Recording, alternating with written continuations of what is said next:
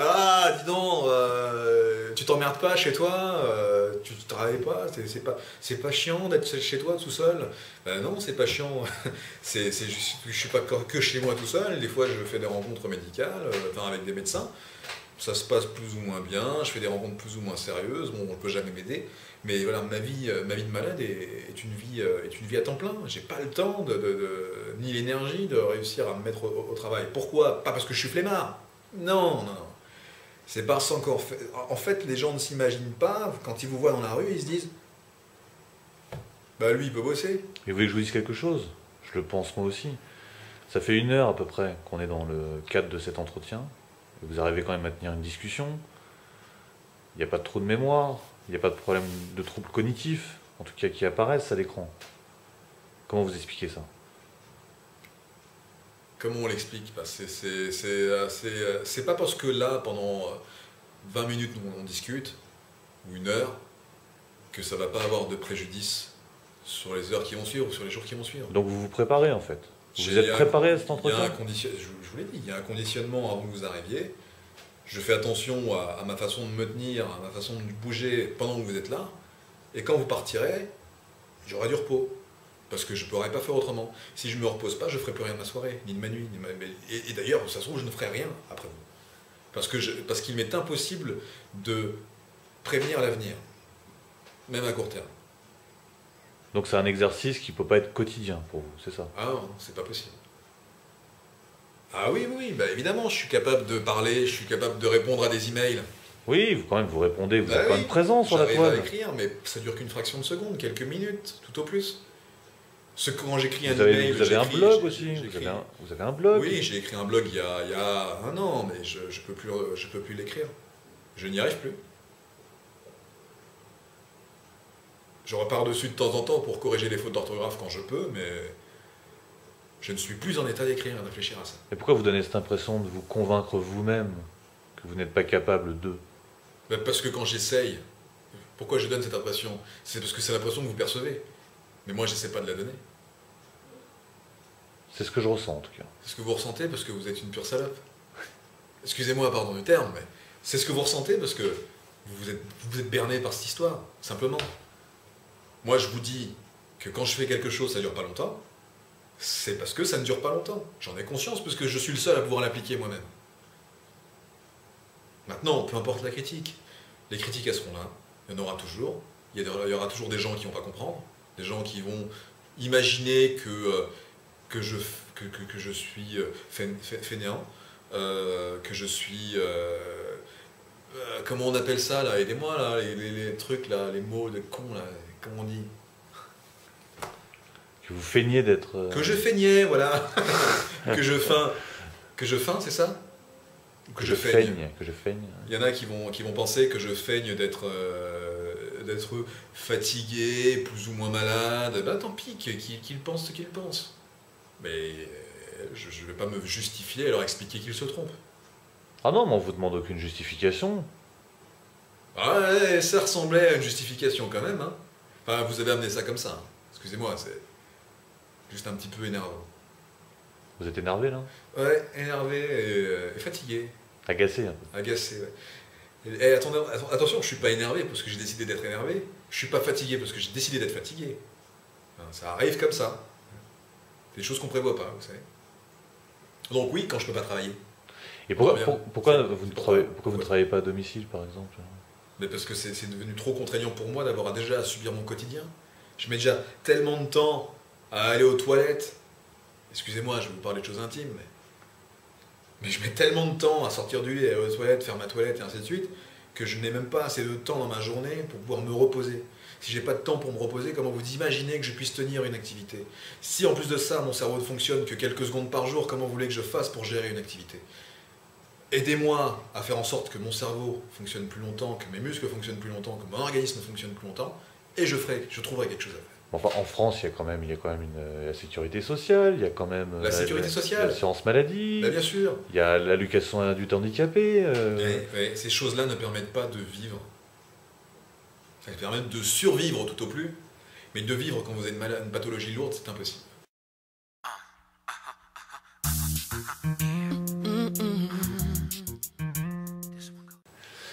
Alors on parlait donc vous me parliez des intolérances alimentaires. Oui, Alors ça c'est un sujet que j'aimerais aborder aussi avec vous parce que on est tous entourés de personnes pseudo, on va dire, allergiques alimentaires. ouais. Moi personnellement j'ai ma belle-sœur qui est atteinte d'intolérance alimentaire par rapport au gluten. Oui. Euh, À quoi c'est dû tout ça pour vous? Alors c'est dû, donc encore une fois, vous postulez que c'est dû Bah, alors, à la... non, moi ce que je postule pas grand chose. Je pense que, curieusement, les intolérances alimentaires, on en entend parler réellement depuis une dizaine d'années. Allez, un petit peu plus peut-être, mais vraiment depuis une dizaine Je d'années. sais pas, ça c'est Voilà. vous qui l'affirmez. Je pense que les intolérances alimentaires, donc elles existaient avant bien sûr, hein. Il y a des cas où forcément il y a certaines personnes qui sont plus ou moins prédestinées à faire des intolérances alimentaires. Mais pourquoi y en a-t-il beaucoup plus aujourd'hui? C'est la pollution, la pollution donc, environnementale, la pollution alimentaire, et cette pollution c'est souvent des métaux lourds. Là où bizarrement on a le plus de risques d'être intoxiqué par les métaux lourds, bah, c'est par les vaccinations entre autres mais les amalgames dentaires. Donc, et on se rend compte, enfin, certains médecins disent hein, que il y a, dans la majorité des cas d'intoxication aux métaux lourds, il y a des intolérances alimentaires. Donc il ne faut pas s'étonner que depuis quelques dizaines d'années, nous avons de plus en plus de gens qui éprouvent des symptômes d'intolérance alimentaire dans les pays industrialisés. Bah oui, parce que si on vaccine de plus en plus avec des vaccins qui contiennent des adjuvants aluminiques, on a de plus en plus de risques d'être exposé aux métaux. Et vous avez exposé cette thèse à des médecins récemment? Vous en avez parlé? Exposer cette thèse récemment, non, j'en ai parlé, oui, il y a quelques années. Maintenant, les médecins sont complètement hermétiques à cette idée. Pourquoi? Parce que ça ne rentre pas dans leur logique. Voilà. Donc pour ça, en règle générale, ils ne se prononcent pas. Bon, mais il y a aucun thérapeute qui est spécialisé en la matière non plus? Pas pour le moment. Enfin, il y en a certainement, je ne les connais pas. Maintenant, bah, j'ai hâte qu'ils prennent contact avec moi pour m'expliquer un petit peu mieux comment ça se passe. J'aimerais bien qu'un immunologiste aussi m'appelle pour m'expliquer comment ça fonctionne. Mais Pourquoi pas aller en consulter un? parce que j'en ai pas trouvé qui veulent bien recevoir. Ils ne veulent pas vous recevoir? Non, la plupart des médecins que je côtoie ne veulent pas. Enfin, des fois, à partir du moment où je les appelle par téléphone et que qui filtrent l'appel en me disant bah, en gros, qu'est-ce que vous avez? Que je lui explique ce que j'ai, ça m'est arrivé de me faire refuser une consultation. Parce qu'ils me disent, je ne peux absolument rien faire pour vous, vous êtes déjà suivi à tel endroit, restez-y. Voilà.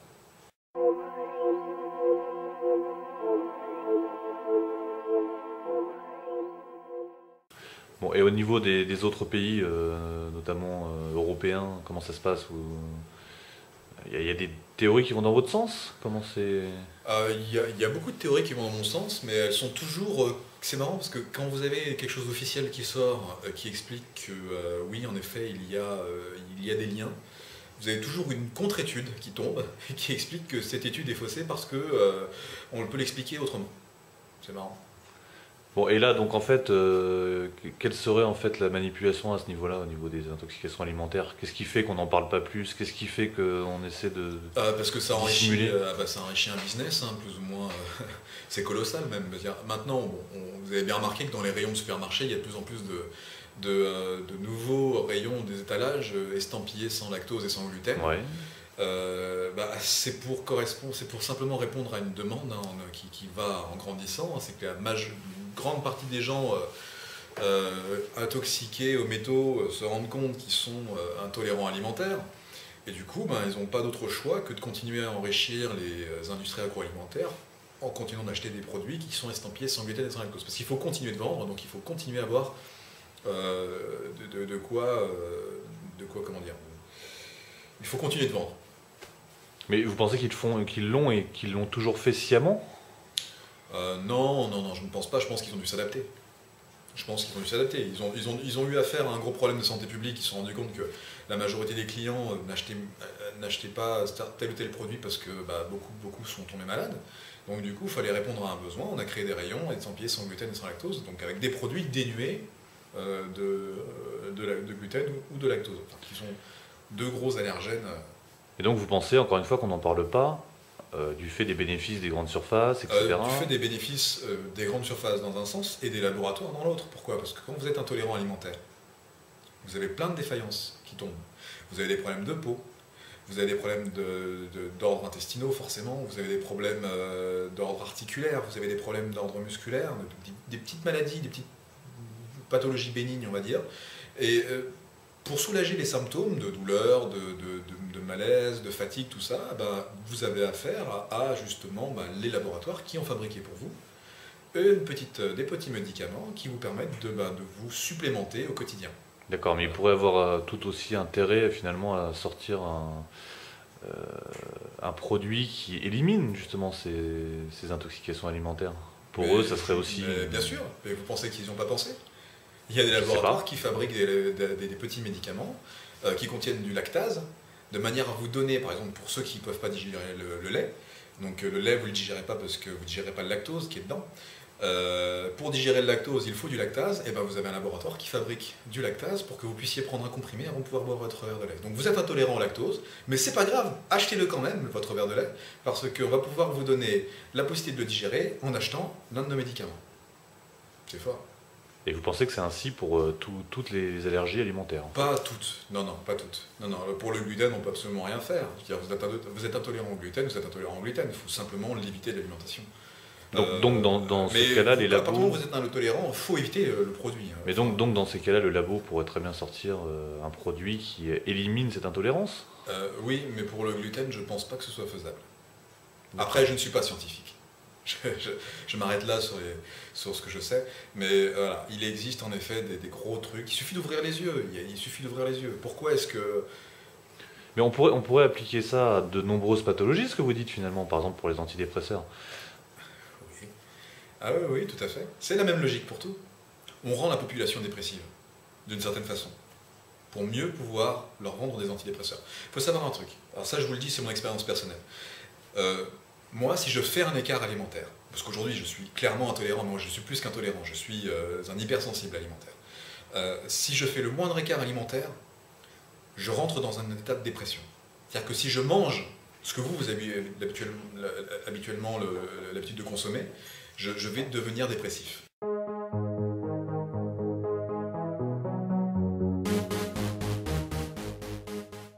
Ce qui est valable pour moi, en tant qu'être humain, est valable pour n'importe qui d'autre. Donc quelqu'un qui fait des intolérances alimentaires sans s'en apercevoir, qu'est-ce qui lui arrive? Progressivement, il rentre dans des états pseudo-dépressifs, avec de l'irritabilité, des problèmes de sommeil, des problèmes de se lever le matin, des problèmes digestifs, sur lesquels il ne va jamais s'inquiéter, il ne va jamais s'alarmer, parce que le médecin qui l'ira consulter entre-temps lui dira que c'est probablement passager, que... il a peut-être des soucis dans la vie, des problèmes avec sa femme, son enfant, des choses qui permettent de croire ou d'imaginer qu'il a des raisons psychologiques d'être malade ou affaibli. Et il va s'en contenter. Voilà. Donc du coup, à aucun moment, il pensera que ça vient de son alimentation. Parce que les médecins ne lui ont pas permis d'avoir cette information. Parce que les médecins eux-mêmes ne l'ont pas forcément, il faut le savoir. Voilà. Mais donc vous dénoncez toujours le même système qui consiste en fait à développer en fait les lobbies et puis l'argent qui circule autour des labos, des grandes surfaces, voilà, c'est toujours un petit peu le même système que vous dénoncez, c'est ça en fait. Voilà, c'est le même système. Alors, moi je ne dénonce rien, je propose aux gens d'ouvrir un peu plus les yeux, simplement. Des fois on a l'impression, parfois on a quand même cette impression que vous êtes un petit peu dans la parano. Dans la parano? Non, il faut simplement ouvrir les yeux. Tout est contre vous, tout est... Non, j'ai jamais dit que tout était contre moi, j'ai jamais dit de telles choses, c'est simplement que... ça peut pas être la fatalité aussi, le hasard, non? C'est pas possible. La fatalité, le hasard de quoi? Non, non, parce que je suis pas le seul. Je suis pas le seul, c'est juste que les gens s'en rendent pas compte, c'est tout. Pourquoi? Moi je m'en rends compte, mais je suis pas le seul à m'en rendre compte, je pense pas. Il y a des gens qui se rendent compte qu'il y a des choses qui vont pas, il y a des gens qui se rendent compte qu'ils sont malades, qu'on leur a étiqueté une pathologie, mais c'est pas forcément la bonne. Il y a des gens qui s'en rendent compte, mais ils n'en parlent pas parce qu'ils savent très bien qu'ils sont minoritaires et que dès qu'ils vont en parler, ils vont justement être considérés comme étant parano ou autre. Donc vous vous érigez en porte-parole finalement pour ces gens-là? D'une certaine façon, oui, on peut dire ça, mais c'est pas réellement... c'est pas réellement ce que je veux faire entendre, mais bon, si vous le prenez comme ça, tant mieux. Non, non, c'est une simple question. On va dire que oui, allez, hop, ça sera simplifié comme ça. Fatigué. Alors, donc oui, les intolérances alimentaires, donc elles sont responsables de pas mal de troubles que souvent on va essuyer avec des antidépresseurs. Parce que comme je vous dis, hein, quelqu'un qui est sensible au gluten et non, quelqu'un qui est sensible au gluten et qui est amené à en manger malgré tout parce qu'il ne sait pas qu'il est sensible au gluten, il va avoir des baisses de forme, il va avoir des baisses de morale, il va avoir des baisses d'attention, il va être dépressif. Donc forcément, il va aller voir des psys. Les psys vont lui dire qu'il est peut-être un peu dépressif. Et quand il va aller voir son médecin, il va avoir des antidépresseurs. Voilà, donc ça va être un peu... Mais les psys sont des médecins hein, à la base. On est d'accord. d'accord. Des fois c'est le psy, des fois c'est les médecins qui en donnent. Le psychiatre est un médecin, il pourrait très bien leur prescrire des analyses médicales, par exemple, avant de d'émettre un diagnostic de dépressif. Oui, mais quand vous faites des analyses médicales à quelqu'un qui fait des intolérances alimentaires, Oui. rien dans les analyses médicales révèle que quelqu'un fait des intolérances alimentaires, parce que les tests des intolérances alimentaires n'existent pas en France.